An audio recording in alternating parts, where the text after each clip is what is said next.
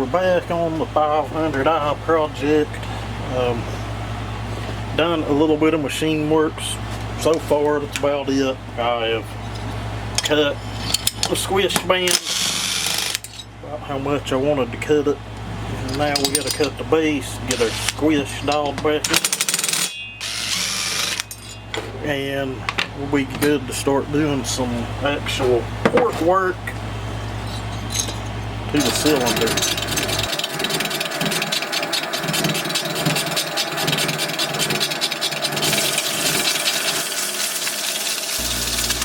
See a beauty, Clark. Squish band done, base done. She's looking good. Guys, if you missed the tear down video, there's what the intake port itself looks like. And if you can see that in the bottom where that hole's at, that's exactly where the fuel injector fires. There's the fuel injector in the back of it. Thing has one wire going to it. I'm assuming that it grounds off of the cylinder and the chassis of the saw through this. May be why we got bare metal here on the screws, but this has one lead wire going to it. Kind of neat. Okay guys, so what are we looking at here? We're looking at a relic, old 266 cylinder, but we need to take everything we've learned right here and kind of leave it to the side. There's what that intake will look like, completely open. We're not dealing with this. On this particular saw, here's what we're dealing with. As you can see, it is not like the old one. There's top dead center, but wait, looks like the intake manifold is still blocked. Piston coming down, going back up. And I'll pull the cylinder off and give you guys a look. If I haven't already, it's been a few days since I started this video. Okay guys, we got the cylinder off now. And just watch as the intake would open. We're going to say it'd start opening about there. And what is that?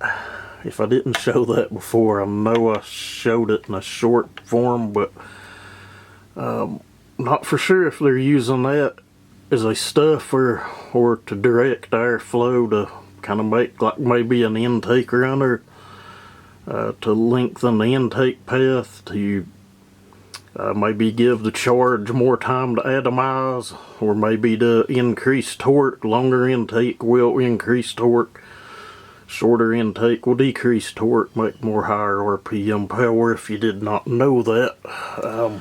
Okay guys, just to show that I'm not full of it, I've made a short discussing some of this. What we're looking at here is an old version of HP tuners. This laptop was purchased like in 2006 or 7. It's a miracle that it even boots up, and it will not run without the cord plugged in. You can probably see the white crap all around the outer edge of the screen, but what this is a set of timing tables. Just for your standard ECU that would be in most fuel-injected vehicles.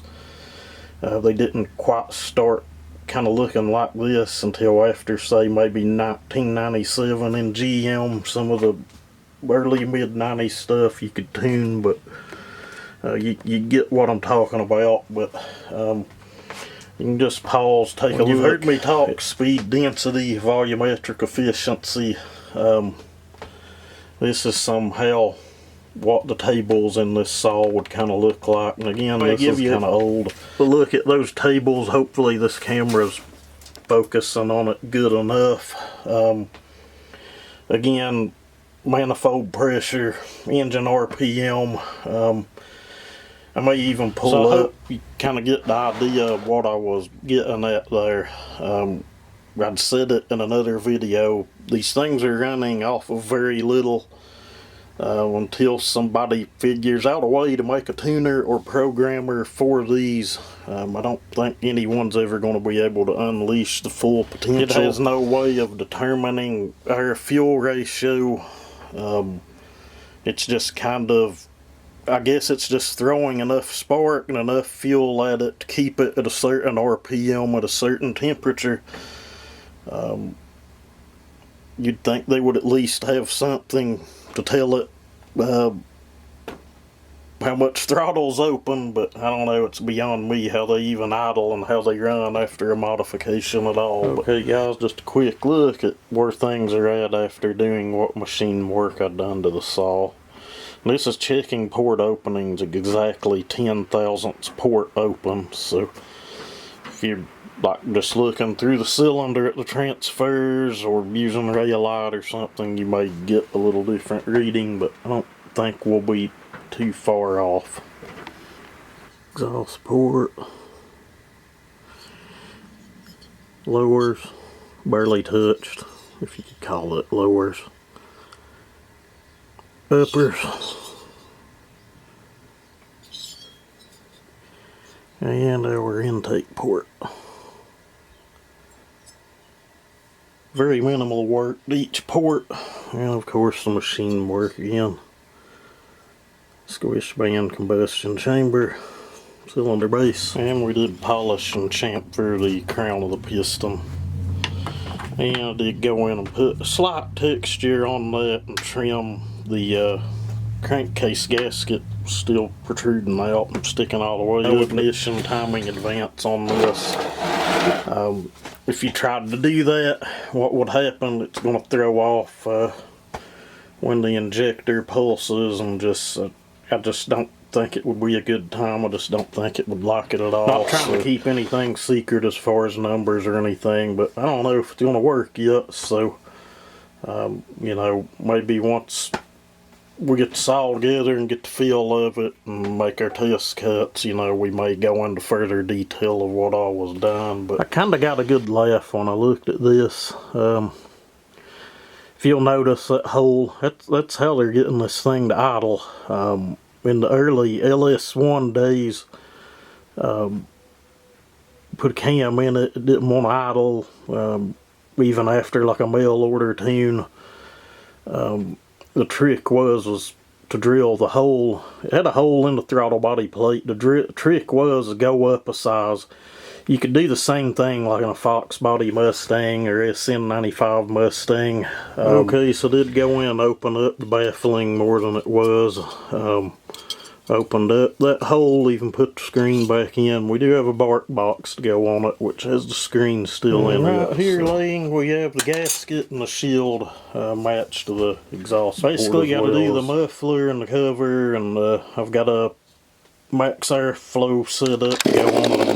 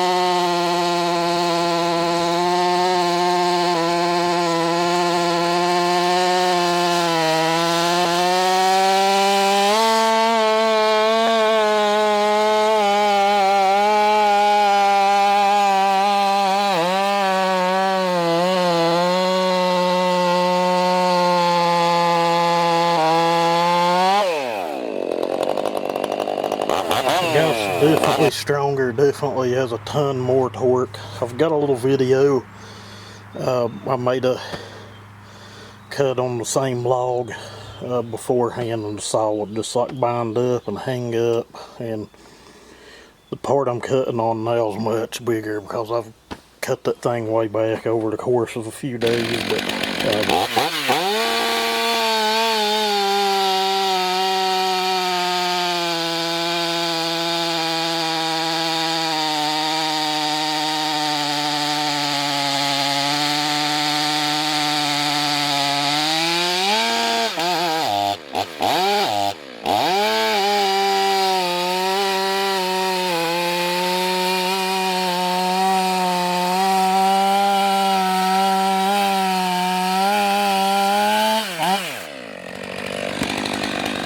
just mainly for me to tell, you know, if the saw felt stronger or not. It's definitely got a lot more grunt than it had, which carries over to more chain speed in the cut. I do need to get a plug and put in it. It kind of had a sputter in it beforehand. It's a plug that came into things, so you can hear it every now and then when it gets hot. But we'll pick us up a new plug and stick in it, and should take care of that. But I'll put some time on it. I think I'll really enjoy it. How much it picked up, I don't know. Don't really care, but it's definitely got a lot more grunt than it had stock. But, anyway, guys, thank y'all for watching. Everybody have a good one.